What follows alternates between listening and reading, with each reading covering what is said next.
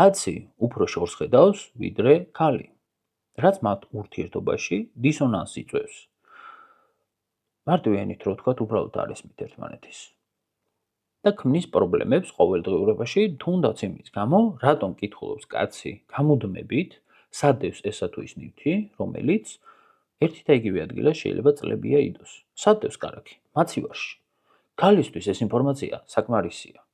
ხოლო კაცისთვის ამ შორს მხედველობასთან ერთად ზარალდება პერიფერიული ხედვა და აქვს tunnel vision, ანუ გვირაბული ხედვა. აღებს მაცივრის კარებს და სეიქციებად უნდა დაასკანეროს ყველა თარო, რომ იპოვოს კარაქი.